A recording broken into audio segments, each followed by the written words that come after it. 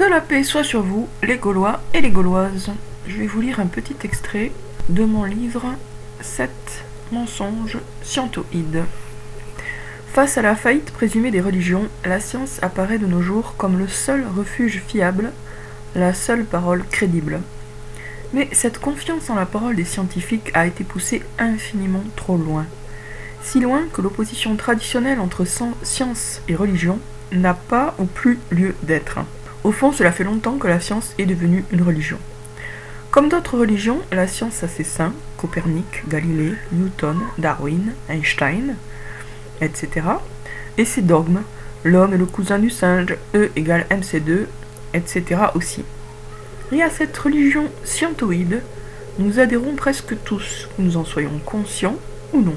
Parce qu'ils accordent aux scientifiques une confiance démesurée qui va jusqu'à la crédulité la plus naïve, et la plus idiote, la majorité des gens sont prêts à avaler pieusement, comme une hostie, n'importe quelle absurdité pourvu qu'elle ait reçu le label « vérité scientifique ».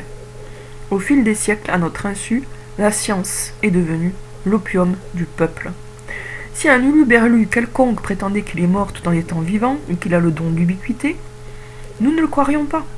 Alors pourquoi croyons-nous un scientifique qui nous dit qu'un chat est à la fois mort et vivant, ou qu'un électron est à la fois ici et là-bas? Ni le prestige éblouissant qui auréole les scientifiques, ni le monde de l'infiniment petit ne peuvent rendre l'impossible possible. Voilà, donc ça c'était un petit extrait de mon livre 7 mensonges scientoïdes. Dans ces mensonges, il y a un mensonge dont je voudrais vous parler maintenant, celui sur les ondes. Parce que là, il y a un point vraiment que je trouve simple à comprendre, et en même temps, ça touche à des sujets importants. Alors, ondes. Je cherche ondes. Voilà. Donc, le mensonge scientoïde du chapitre 2 qui m'intéresse, c'est celui sur les ondes électromagnétiques. Tous les scientifiques qui ont droit à la parole dans les médias sont d'accord pour affirmer que les ondes électromagnétiques se déplacent dans le vide. Alors voilà des citations qui l'illustrent, cette idée. Une onde électromagnétique est une onde qui peut se déplacer dans le vide, contrairement au son par exemple. Les ondes électromagnétiques se déplacent même dans le vide, heureusement, sinon nous ne recevrions pas la lumière du soleil. Donc voilà deux citations très banales qui illustrent l'idée reçue parmi les scientifiques que les ondes électromagnétiques se déplacent dans le vide. Qui je suis pour objecter quelque chose à une vérité scientifique, enfin un dogme scientifique de cet ordre? Et bien en fait, n'importe qui peut comprendre, avec un petit peu de logique, que cette idée est forcément fausse. Il n'y a même pas besoin de vérification concrète. En fait, un simple raisonnement permet de comprendre que c'est faux. Et pour ça, il suffit de s'interroger sur la définition de onde. Alors, une onde, on va regarder la définition de onde. Donc, une onde, d'après les dictionnaires, on va prendre plein de synonymes, ça donne une bonne idée. C'est une agitation, un balancement, un ballottement, un flottement, une fluctuation, un flux et reflux, une houle, une impulsion, un ondoiement, une ondulation, une oscillation, une pulsation, un remous, un roulis, un tangage, un va-et-vient, une vibration. Donc tout ça c'est des synonymes plus ou moins proches de onde. Alors si on simplifie, on peut dire qu'une onde, visiblement, d'après les définitions, c'est un mouvement. Donc maintenant, la question qui se pose, puisqu'ils prétendent, les scientifiques, les scientoïdes plutôt, ils prétendent qu'une onde peut se déplacer dans le vide. Donc la question qui se pose maintenant, c'est est-ce qu'un mouvement peut avoir lieu dans le vide? Mais c'est pas encore très clair, alors on va la formuler autrement, on va dire est-ce que le vide peut bouger? Imaginez le néant, le vrai néant, et dans ce vide obscur il n'y a rien, est-ce que ce rien peut faire un mouvement? Donc de toute évidence la réponse est non. Le vide, il n'y a rien, donc bien sûr que ça bouge pas. Le vide, n'est pas concerné par l'opposition immobilité-mouvement, puisque cette dichotomie, cette opposition, elle est hors de sa juridiction. Autrement dit, pour que quelque chose bouge, il faut que quelque chose bouge. Donc là, je vais dire d'abord, pour que quelque chose bouge, j'insiste sur bouge, il faut que quelque chose bouge. Donc, comment les ondes électromagnétiques du mouvement pourrait avoir lieu dans le vide. Pas possible.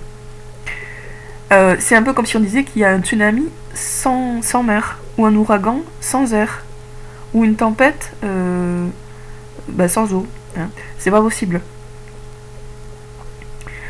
Donc, dire que les ondes se propagent dans le vide, en l'absence de toute matière, autrement dit, affirmer qu'il y a du mouvement sans que quelque chose bouge, ça n'a pas plus de sens que de prétendre qu'il y a des coups de pied sans pied. Tout mouvement, tout flottement, toute fluctuation suppose et implique un quelque chose quelconque qui bouge, flotte et fluctue. Donc, pas de matière, pas de mouvement, il faut qu'il y ait quelque chose pour que ce quelque chose bouge. Ça, c'est vraiment juste de la logique. Il est donc impossible qu'un mouvement de rien du tout ait lieu dans le néant. Impossible donc que des ondes se propagent dans le vide. Puisque les ondes électromagnétiques voyagent dans l'espace, il doit y avoir quelque chose qui permet leur propagation. Et donc l'espace n'est pas vide. De même que pour qu'il y ait des vagues, il faut qu'il y ait une mer, un océan, quelque chose. Mais un espace réellement vide n'est pas traversé par des ondes, de la même façon qu'une mer complètement asséchée ne comporte pas de vagues. Alors on peut me trouver beaucoup trop catégorique, mais c'est pas moi qui suis catégorique, c'est la logique. C'est la logique. Et si vous m'expliquez que la science n'est pas logique, du coup c'est plus la science. En tout cas, c'est plus la science en termes de recherche de la vérité, ça devient autre chose. Alors, une objection possible de quelqu'un qui n'a pas bien étudié le sujet, ça pourrait être, oui, mais puisqu'on parle d'ondes électromagnétiques, peut-être que ce qui bouge, c'est l'électromagnétisme. Non. Non, parce que l'électromagnétisme, c'est pas quelque chose. En fait, quand on qualifie l'onde d'électromagnétique, on parle de ses effets, mais on ne parle pas d'une quelconque matière. Alors voilà, je vous lis un petit bout là de mon livre encore. On définit l'électromagnétisme comme une forme d'énergie, et l'énergie comme la capacité à travailler. Je continue. Une onde électromagnétique est un mouvement qui peut générer un autre mouvement, autrement dit. Et ça c'est logique, mais ça nous dit pas qu'est-ce qui bouge. Donc c'est pas comme une onde électromagnétique, c'est pas comme une vague maritime, parce que dans la vague maritime, ça veut dire que la vague est faite d'eau de mer. Mais l'onde électromagnétique, c'est pas une onde faite d'électromagnétisme, l'électromagnétisme qui serait quelque chose de relativement concret. Donc non. En fait, quand on parle d'onde électromagnétique, on évoque un mouvement, mais sans préciser ce qui bouge. Et pourquoi on ne le précise pas? Parce qu'on n'en sait rien en fait. Ou parce qu'on s'imagine que c'est rien qui bouge, et ça c'est impossible. En fait, la science est incapable de dire ce qui, dans les ondes électromagnétiques, bouge. On ne le sait pas. Ils n'en savent rien. En tout cas, s'ils le savent, ils ne nous le disent pas. Alors, voilà, ça c'était déjà une première objection, mais on peut en trouver encore une autre.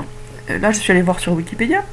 Wikipédia nous explique que ce qui bouge dans une onde électromagnétique, c'est le champ électromagnétique. Alors, je vais vous lire le petit passage. Pas si petit que ça. Écoutez attentivement, s'il vous plaît.